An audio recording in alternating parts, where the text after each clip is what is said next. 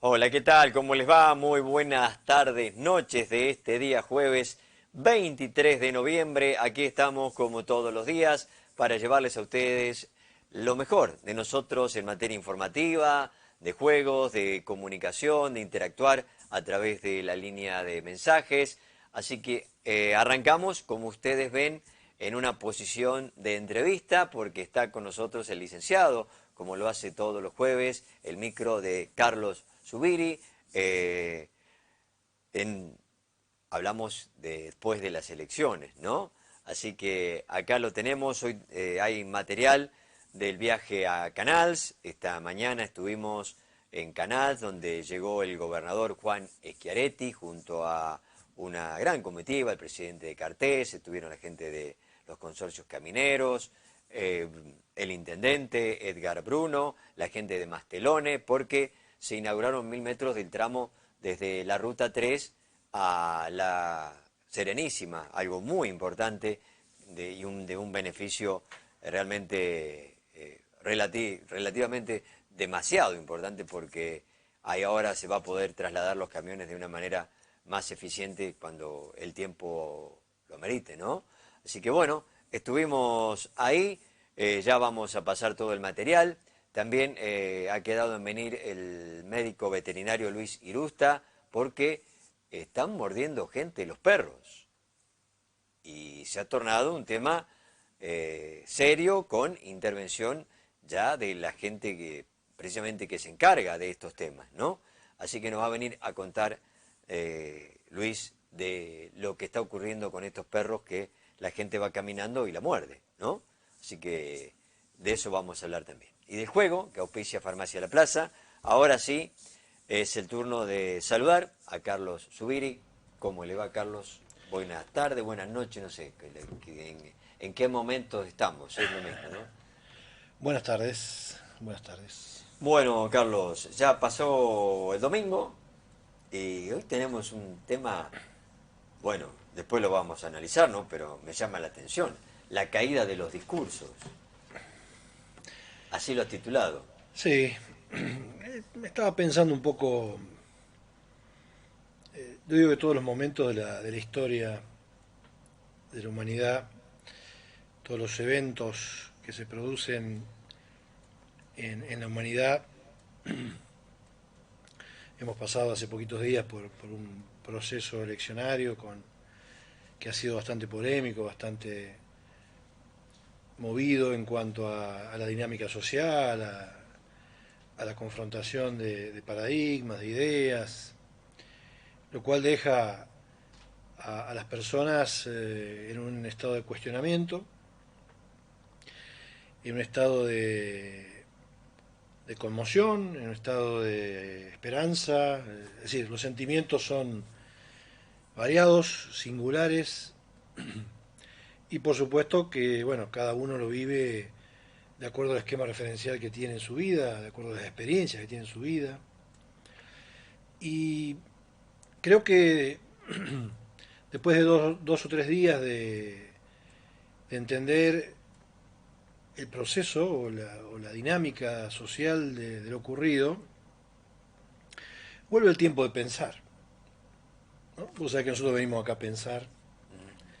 Nuestra base es el psicoanálisis antropológico, la antropología, la filosofía, la historia, las ideas que nos permitan, como hacemos los psicoanalistas en un consultorio, ¿no? A partir de historizarnos, encontrar el sentido de nuestra vida, encontrar el sentido a las nuevas historias que podemos producir y que tengan la virtud de la reparación y de la reflexión sobre lo vivido, lo ocurrido, lo experienciado.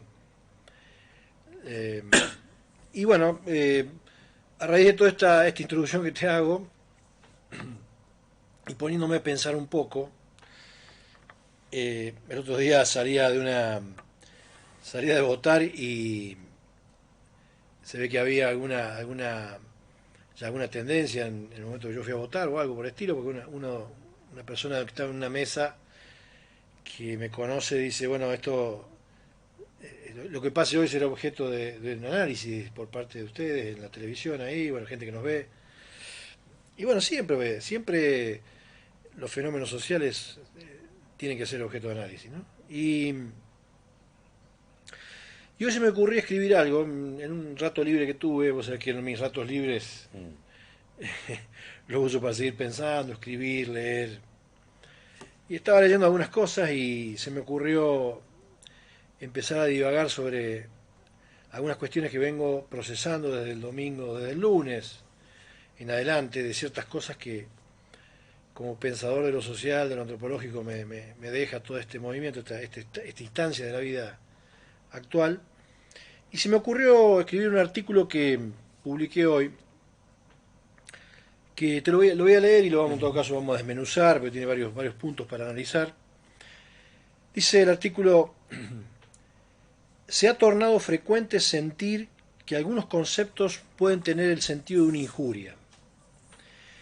Ello no depende de las palabras en su literalidad, sino de la forma singular en la que se interpretan los mismos al ser oídos, entre paréntesis, no escuchados. La caída o declinación de los discursos produce la triste realidad de poemas que deben disculparse de existir. Silvia Ons refiere una actualidad representada por una afinidad homofóbica con la poesía. La decadencia de las capacidades simbólicas del sujeto posmoderno, inhabilitados para interpretar discursos, produce con frecuencia inusitada relaciones de malentendidos cercanas al agravio o a la injuria que llegan al corazón del ser. ¿Lo decodificamos? ¿Lo Sí. metabolizamos?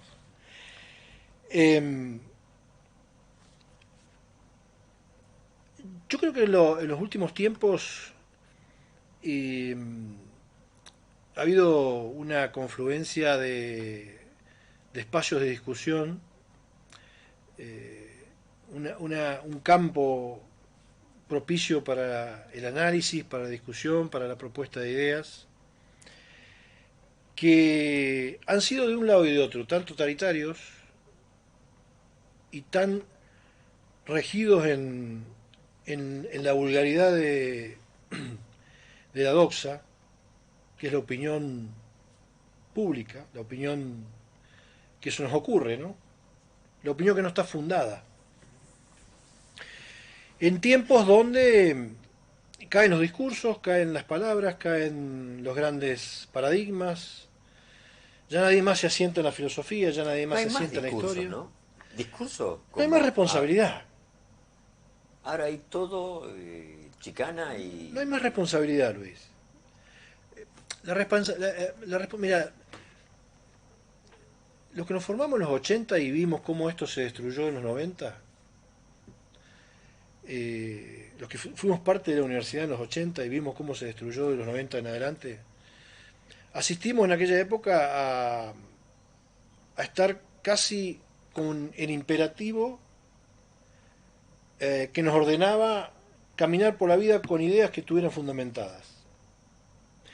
Llegamos a esta instancia actual, fundada en los 90, y de ahí no pudo nunca modificar su curso, donde asistimos a básicamente lo que dijimos recién como la caída de los discursos, ¿no? La caída de los paradigmas. Ya no hay una concepción de sentido, no hay una búsqueda de sentido. El otro día conversaba con una persona joven que votaba en un sentido o en otro, ¿no? Vamos a decir, para no herir susceptibilidades, pero votaba en un sentido, ¿no? Fueron dos propuestas bastante polémicas, ¿no? Es decir, creo que la ausencia de propuestas es un poco el producto de esta caída de la capacidad simbólica que tiene el sujeto común, de no poder tener capacidad para poder pensar, para poder crear, para no ser parte nosotros de un proyecto de autonomía que nos lleve a poner una propuesta que nos haga bien a todos, en un sentido o en otro, a todos, no a algunos. Y hay muchos conceptos que se tiraron en la mesa de las grandes discusiones que son filosóficos. Por ejemplo, la palabra competencia del capitalismo es una palabra sociológica, no es una palabra económica. En un país y en un mundo donde no existe más la competencia, vos competís, yo compito. Vos tendrás algunos canales acaso de la zona donde vos tratás de tener más calidad, de tener mejor televisión, de tener mejores cámaras, de poner mejor cable. En mi persona, bueno, yo en Arias trabajo con otros 10, 12 colegas, en Canal lo mismo, en la región. Trato de formarme, trato de capacitarme, viajo cada tanto a Buenos Aires, cada tanto a Córdoba, me capacito, estudio, compro libros, leo, tengo micros de televisión, charlo con colegas, es decir, la competencia tiene que ver con qué, con no con salir a pegarle un palo a mi compañero que Claro. colega, sino en formarse uno para brindar un servicio que sea de calidad y que la gente tenga el acceso, sin tener que irse a la ciudad, a un servicio igual que en la ciudad. Pero para eso hay que formarse, hay que capacitarse, ¿no? Lo que ocurre hoy en el mundo, no vamos a hablar de Argentina, no es una competencia. En realidad la competencia, el mundo está atravesado por intereses económicos que son terribles, terribles. Nosotros no tenemos idea de la magnitud, eh, de la manera en que se emplazan los poderes económicos en el mundo, generando destrucción del ambiente, guerras, investigaciones interesadas para fundamentar avances científicos que le hacen mal a la gente. Sí. Eh, y en realidad no se dan en un espacio de competencia, se dan en un espacio de lo que se llama oligopolios, ¿no? O monopolios. El oligopolio es una forma más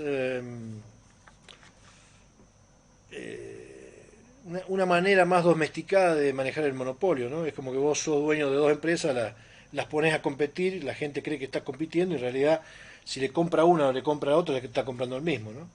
Por ejemplo, en Argentina las dos grandes vertientes que nos dan o nos brindan Internet son dos empresas que son del mismo dueño.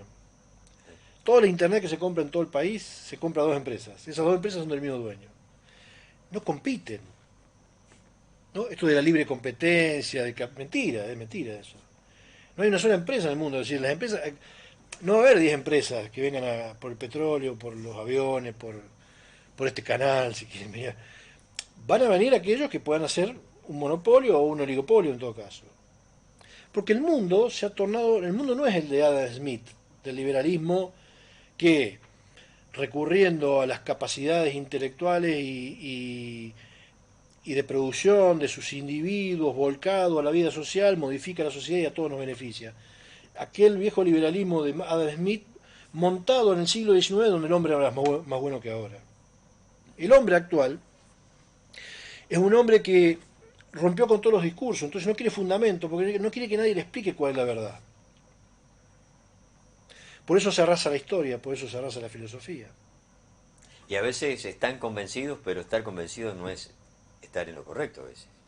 Claro, fíjate que en De esta, lo que uno esta, dice, debe estar convencido de lo en que esta dice. conversación que yo te planteaba que tuve con un joven, yo le hablaba de la década del 70, ¿no?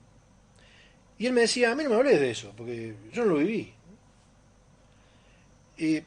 Y porque no lo hayan vivido, a ver, hay como una asimilación de que lo que no se vivió no existió. Y para eso está la historia, para eso está la filosofía, para eso está la Es decir, el que antropología, no conoce su historia está condenado al fracaso, ¿no? sí, a la repetición. ¿Sí? Porque, digamos, esto que se está planteando como nuevo, no es nuevo. Si lo que salía triunfante del domingo era la otra alternativa, tampoco era nuevo. Eran, digamos, reformulaciones conocidas, ¿no? Reformulaciones conocidas que nos ponían en la antesala, que creo que es lo que viene ahora. eh, yo te hablaba recién de la caída de los poemas, ¿no? Este pudor que tiene el poema por existir, ¿no? Porque el poema es una narrativa romántica que permite explicar las cosas de una manera que, como son, pero que nadie la quiere. ¿no? Por eso el pudor de existir en el poema, ¿no? Y cuando hablaba de la afinidad homofóbica con la poesía, es casualmente eso. Nadie quiere la poesía, nadie quiere las palabras justas, nadie quiere una definición científica de la justicia, del amor, de la paz, del mercado, de la economía, de la vida social, de la educación. Nadie quiere una poesía sobre eso. Nadie quiere hablar de verdades, nadie quiere hablar de... Lo que viene es un... Y acá me voy a apoyar en Castoriadis. Lo que viene ahora es una instancia donde hay que mejorar las trincheras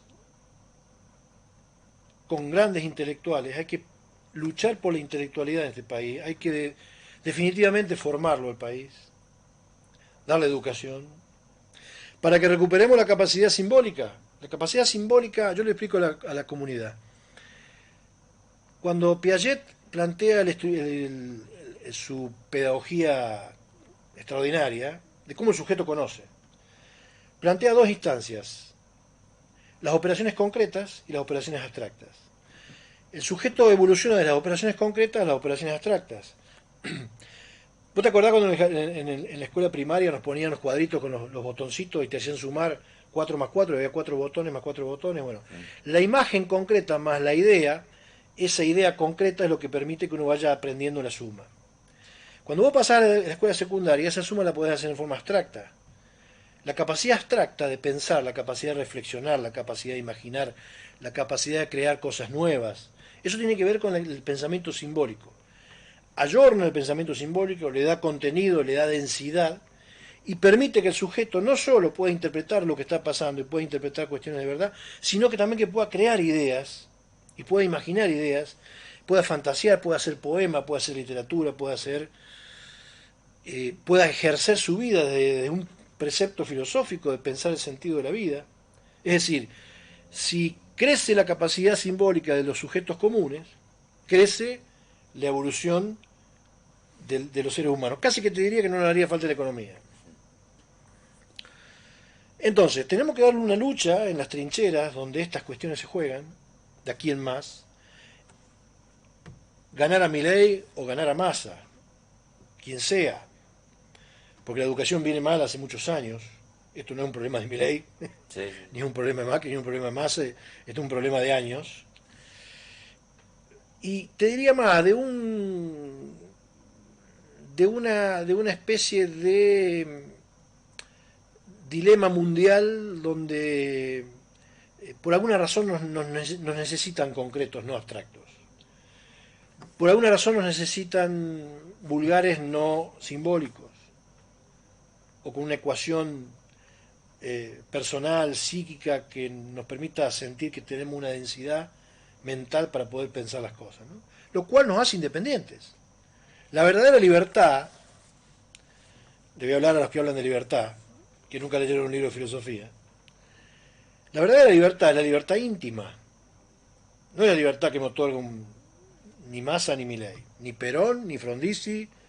La libertad es la libertad íntima, la libertad tiene que ver con la capacidad de usar mi máximo potencial psíquico en beneficio de la vida y del otro.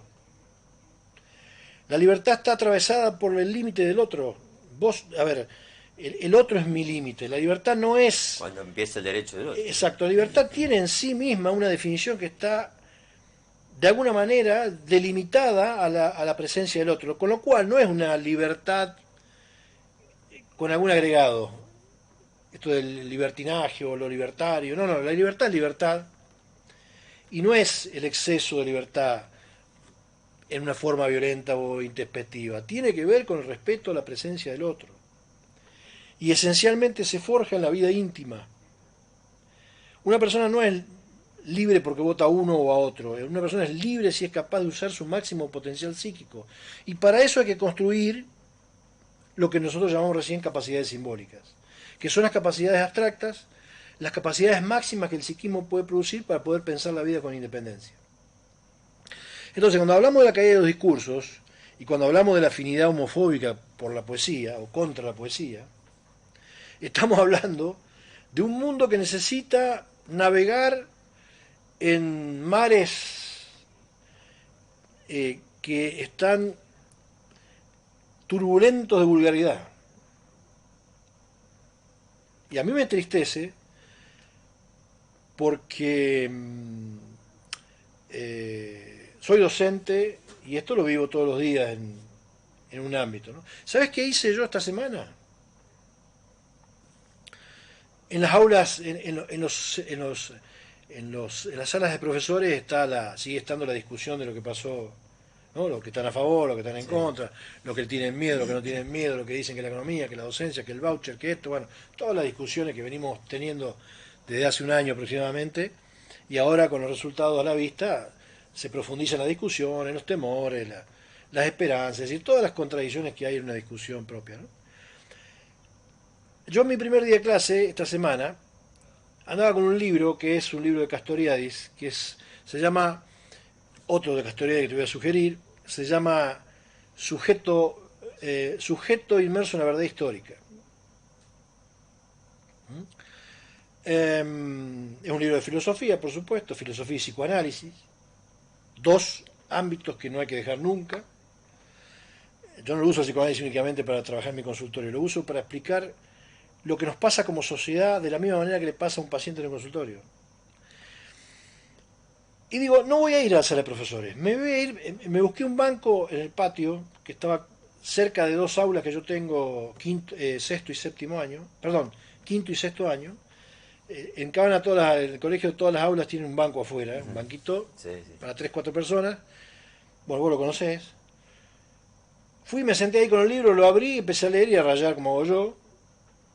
Y a los 10 minutos tenía un enjambre de personas ahí preguntándome qué leía, dos se me sentaron al costado, otro vino y me ofreció mate, y se hizo una muchedumbre ahí, y vinieron chicos de primer año, de segundo, que yo no los conozco, que me dicen Carlos, me dicen Zubiri, otro me dice Surubí, y yo dije, acá hay una esperanza,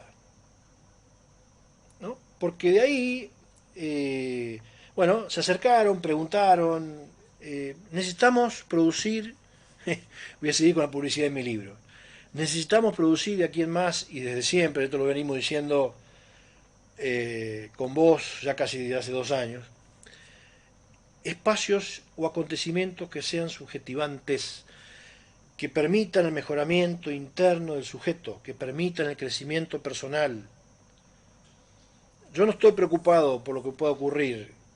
Sí me preocupa, sí me dejó preocupado la ausencia de discursos, la ausencia de fundamentos, el despropósito eh, oposicionista a poder escuchar una idea, a poder compartir una idea, a poder entender. Vos sabés que nosotros no hablamos desde la política, yo no soy político, hablamos desde la filosofía, hablamos de la antropología, el psicoanálisis para esto es muy rico, hablamos de un lugar que es muy profundo y hay una oposición centrada en una especie de heteronomía social que es mantener rígidos ciertos esquemas para que nada cambie porque me da miedo el cambio. Hablamos de cambio, pero en realidad el mundo tiene miedo a cambiar.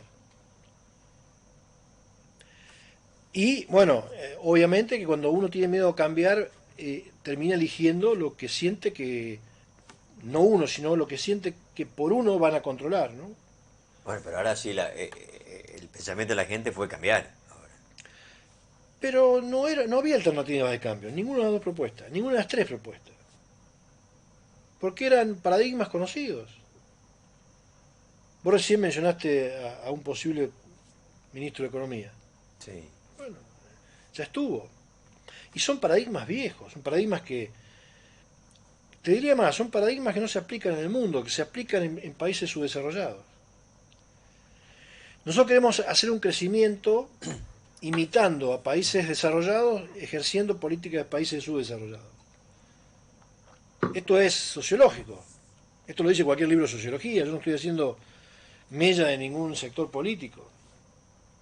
Son paradigmas en sociología. Hay que leer a Weber, hay que leer a los funcionalistas, hay que leer bueno, tantas teorías sociológicas que están planteando esto, ¿no? Las teorías del conflicto. Hay una. A ver, si vos lees en la sociología, por ejemplo, de funcionalista, la sociología de los medios de comunicación, ahí te explica cómo los medios de comunicación han sido las escuelas de los últimos 30 años. para que la gente piense como ellos quieren que hayan pensado. Sí. Se van a privatizar algunos ahora. Y se van a privatizar los canales que falten acomodarse a este sistema de ideas que son las que están transmitiendo desde hace muchos años, ¿no? Ojalá se mantengan las diversidades, porque son buenas. Sí. Ahí, claro, pero esto ya es un tema político. Cuando se habla de esclavitud, ¿no? Porque se dicen la gente con los planes estaba esclava del plan y con eso el gobierno mantenía la posibilidad del voto, ¿no? Ahora con la libre competencia, ¿puede llegar a haber esclavitud también? Sí, porque es una carrera desleal. Es Eso una carrera. se hablaba ayer también, ¿no? Vamos a explotar el mercado y vamos a salir al mercado a reventarlo. Bueno, y sale el rengo, sale el ciego, sale el sordo, sale el que tiene la silla de rueda y sale el que sabe correr. Y el que no puede. Y el que no puede va quedando afuera. Ya lo vimos esto. A ver, no estamos hablando de Argentina, esto pasó en el mundo. Lo que ocurre es que, bueno, quizá, digamos, a mí lo que me preocupa es que en esta necesidad por destituir la función del Estado, nos olvidemos de las cosas que el Estado sí o sí tiene que cubrir. ¿Sí? Es decir, fíjate una cosa que es interesantísima. Todo el mundo despotricado contra los planes sociales, ¿no?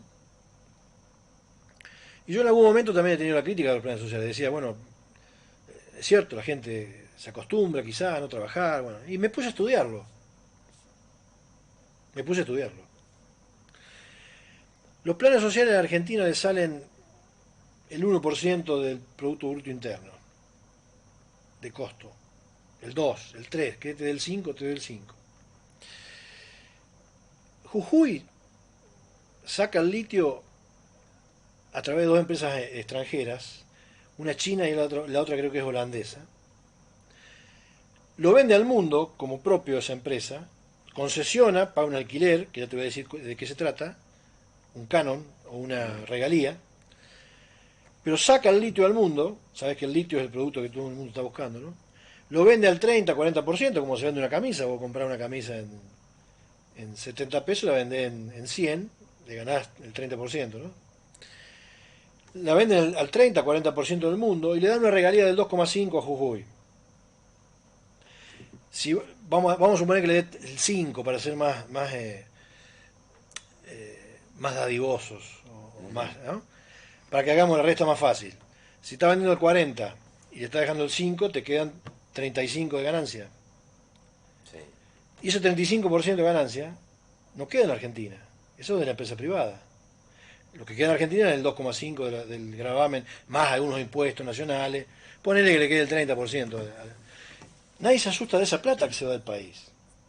Se asustan del plan, que hay que mejorarlo, que hay que darlo racionalmente, que hay que perseguirlo, que hay que tratar que la gente estudie, que no se quede anclada al plan. Todas esas críticas son válidas. Ahora, se está yendo el 1,5% en esa política y se está yendo el 30%, estoy hablando del litio, petróleo, y cada una de las...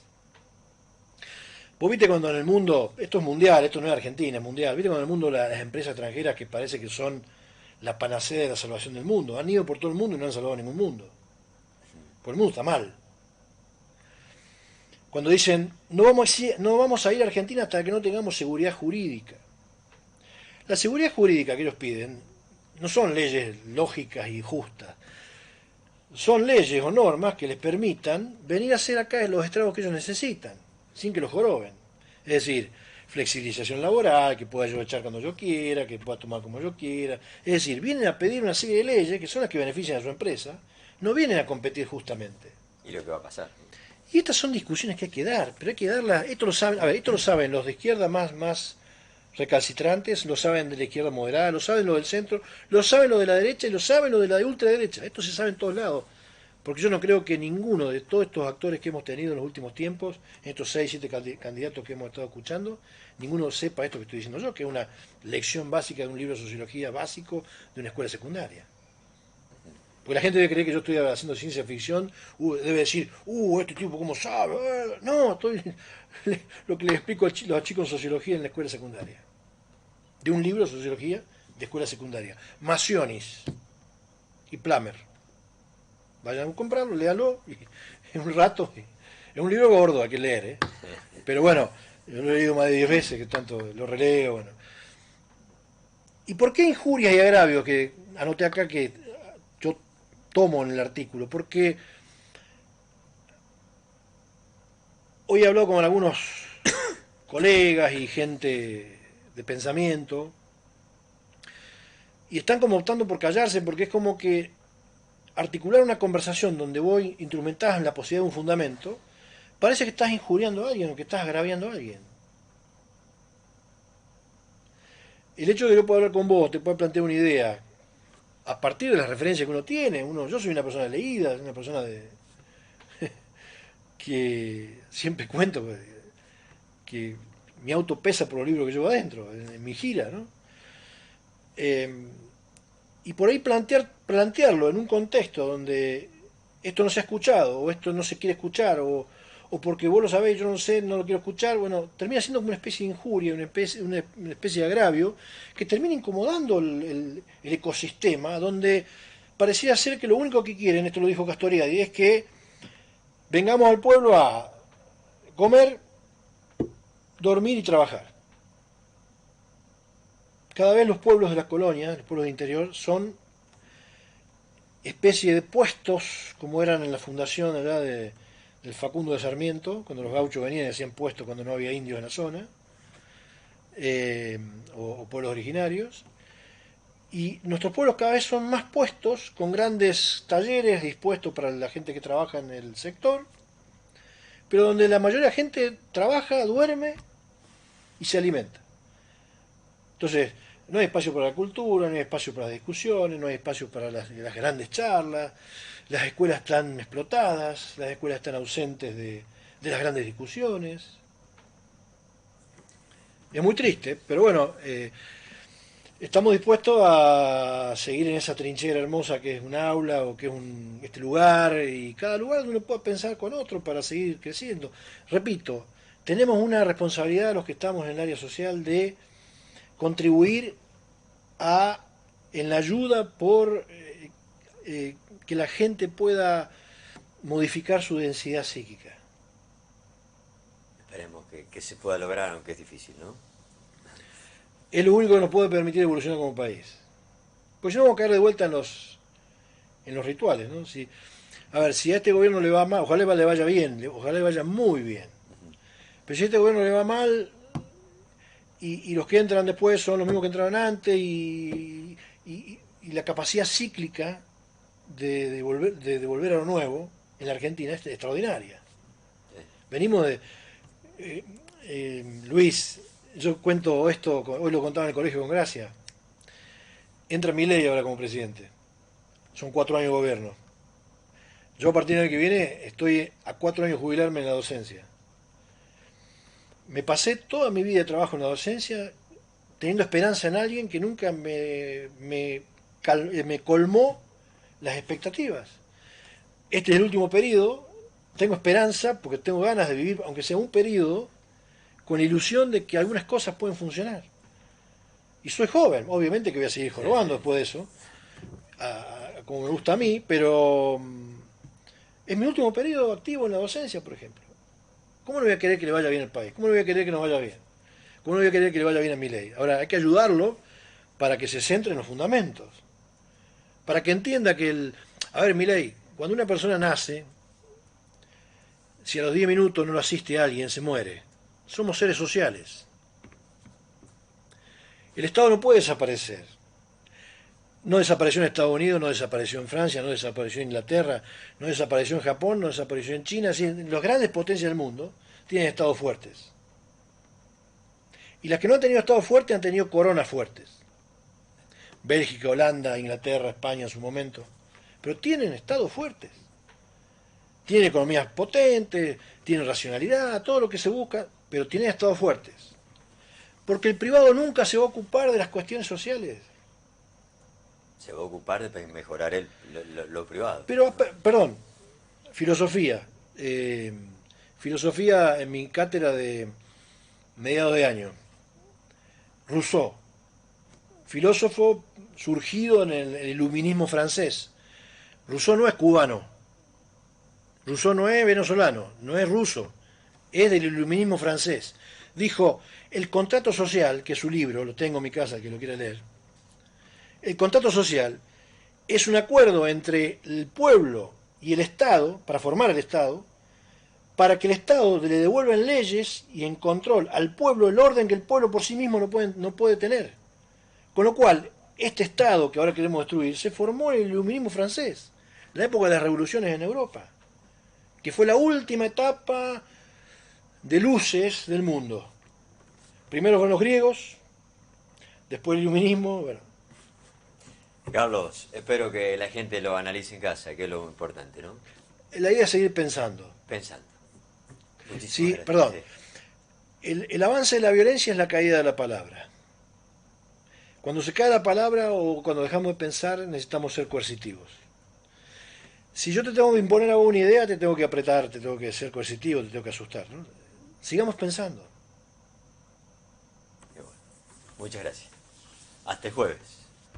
Vale. Vamos a la pausa. Si no me equivoco, lo vi al doctor Luis Irusta por ahí. Así que ya vamos a hablar con él en un ratito. Pausa y venimos.